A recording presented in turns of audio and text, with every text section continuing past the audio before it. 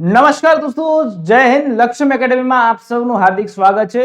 દોસ્તો, આપના માટે સુરત મહાનગરપાલિકાની અંદર જે છે ઘણી બધી જે છે ભરતીઓની જાહેરાત કરવામાં આવી છે.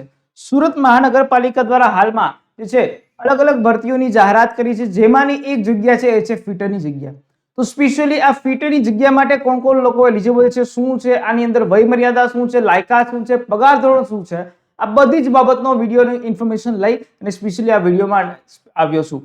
બરાબર છે? તો આ વિડીયોને અંત સુધી જોજો અને ખાસ તમે ઇન્ફોર્મેશન લેજો કે ભાઈ કઈ રીતની જે છે આમાં ભરતી પ્રક્રિયા રહેવાની છે. બરાબર છે?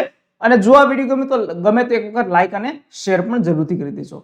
વાત કરીએ તો સુરત મહાનગરપાલિકાની અંદર ફિટરની જગ્યાઓ જે છે એ ખાસ આવી છે અને એની અંદર ફિટરની જગ્યાઓ માટેની નોટિફિકેશન પણ જાહેર કરવામાં આવી છે, જેની અંદર આ નોટિફિકેશનમાં એને પગાર ધોરણ શું છે, વયમર્યાદા શું છે, લાયકાત શું છે, બધી જ બાબતની આપણે ચર્ચાઓ કરવાની છે.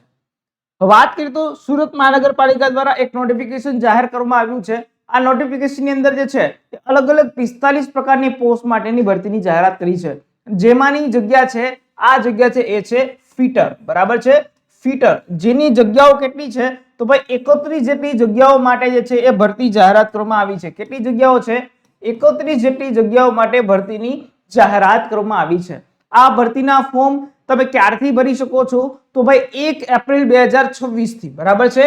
1 એપ્રિલ 2026 થી તમે આ ભરતીના ફોર્મ સવારે 11 વાગ્યાથી, બરાબર છે, 11 વાગ્યાથી અને 15 તારીખ સુધી, બરાબર, 15 એપ્રિલ 2026 સુધી રાતના 11 વાગ્યા સુધી તમે આ ભરતીના ફોર્મ ભરી શકો છો.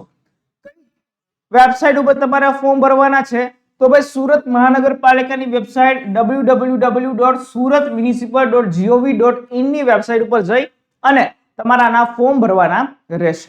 બરાબર? ત્યાર પછી વાત કરીએ તો આ ભરતીની અંદર સ્પેશિયલી અલગ અલગ જે છે એ દિવ્યાંગજનોની જગ્યા છે, જેમાં આ ફિટરનો 23 ક્રમાંક છે.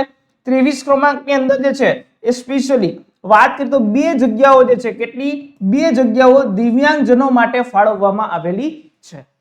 હવે ત્યાર પછી નેક્સ્ટ વાત કરીએ તો અહીંયા અલગ અલગ સૂચનાઓ આપવામાં આવી છે. આ સૂચનાઓની અંદર શું છે તો ભાઈ આ ભરતી અંદર રિટન પરીક્ષા હશે, મૌખિક પરીક્ષા હશે, લેખિત હશે. આ બધી જ ચર્ચા જે છે આગળની જે છે એ આગળની નોટિફિકેશનમાં જાણ કરવામાં આવશે અને તમામ સત્તા જે છે એ સુરત મહાનગરપાલિકા પાસે રહેવાની છે. ત્યાર પછી જે પણ તમે આ ભરતીની અંદર તમે ફોર્મ ભરવાની અંદર તમે જે કોઈ પણ ડોક્યુમેન્ટ ભરો છો, બરાબર છે, એ ડોક્યુમેન્ટ તમારે જે ફોર્મમાં ભર્યા હોય એ ડોક્યુમેન્ટ તમારે ડોક્યુમેન્ટ વેરિફિકેશનની અંદર ઓરિજિનલ ડોક્યુમેન્ટ સાથે લાવવાના રહેશે. એના પછી વાત કરીએ કે તમે જ્યારે ફોર્મ ભરવા સમયે તમારો જે કોઈ પણ પરમેનન્ટ મોબાઈલ નંબર ખાસ નાખવો જરૂરી છે, પરમેનન્ટ ઈમેલ આઈડી નાખવું જરૂરી છે, જેથી ભવિષ્યમાં ધારો કે તમને નોકરી લાગે તો એ નંબર બંધ થઈ ગયો હોવો જોઈએ નહીં. બરાબર છે? ત્યાર પછી નેક્સ્ટ વાત કરીએ તો જે છે અલગ અલગ શૈક્ષણિક જાતિ, ઓબીસી છે, એસસી એસટી કેટેગરીના ઉમેદવારો માટે અલગ સીટોની જે છે એ ફાળવણી કરવામાં આવી છે. એના પછી વાત કરીએ તો સ્પેશિયલી ત્યાર પછી ધારો કે સુરત મહાનગરપાલિકાની અંદર સરકારી સંસ્થા હોય, અર્ધ સરકારી સંસ્થા હોય કે કોઈ પણ બીજી સંસ્થા હોય, તો તમે એની અંદર અત્યારે ઓલરેડી નોકરી કરો છો તો એની અંદર તમારે સક્ષમ અધિકારી પાસેનું એક સર્ટિફિકેટ હોય કે વાંધા પ્રમાણપત્ર ન હોય એવું, એ વાંધા પ્રમાણપત્ર ન હોય એવું જે છે એ સર્ટિફિકેટ રજૂ કરવાનું રહેશે. ત્યાર પછી ધારો કે તમે આ ભરતીની અંદર નોકરીએ લાગી જાવ છો તો તમારે જે તે જગ્યાએ તમે જોબ કરતા હોય, સરકારી હોય કે અર્ધ સરકારી સંસ્થા હોય, એની અંદરથી તમારે જે સ્પેશિયલી એ રિલીવિંગ ઓર્ડર, બરાબર છે, રિલીવિંગ ઓર્ડર લઈને તમારે જે તે જગ્યાએ હાજર થવાનું રહેશે. બરાબર છે? ત્યાર પછી નેક્સ્ટ વાત કરીએ તો સ્પેશિયલી મહિલા ઉમેદવારોની વાત કરીએ. અહીંયા ફિટરમાં મહિલા ઉમેદવારો આઈ થિંક નહીં હોય. બરાબર છે? ત્યાર પછી નેક્સ્ટ વાત કરીએ ફિટરની અંદર આ ફિટરની જે જગ્યાઓ છે એમાં બે જગ્યા દિવ્યાંગજનો માટે આપવામાં આવી છે, જેમાં આ પ્રકારના બી છે, એલવી છે, ડીએચએચ, ઓએલ, બીએલ, આ બધા જ પ્રકારના દિવ્યાંગજનો આની અંદર ફોર્મ ભરવા માટે એલિજિબલ છે. હવે વાત કરીએ તો મેન કે ભાઈ આની અંદર કઈ કઈ શૈક્ષણિક લાયકાત જરૂરી છે, શું છે.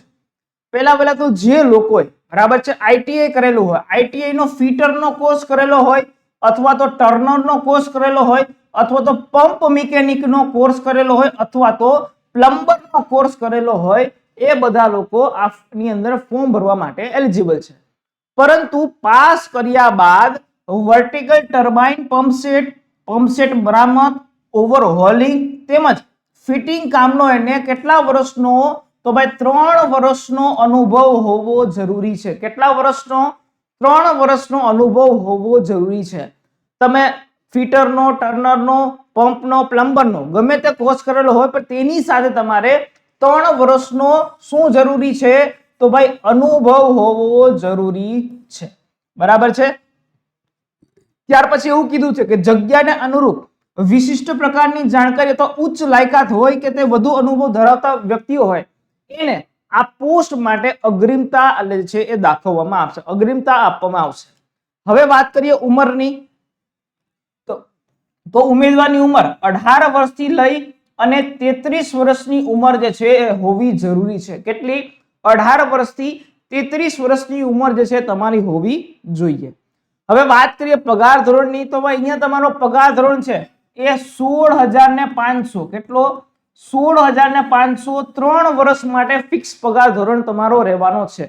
16,500 પગાર ધોરણ 3 વર્ષ માટે ફિક્સ. ને એના પછી જે તે ગ્રેડ પે પ્રમાણે પે મેટ્રિક્સ 19,900 થી લઈને 63,200 એટલે કે લેવલ 2 પ્રમાણે તમારો પગાર જે છે એ ફૂલ પગાર કરવામાં આવશે.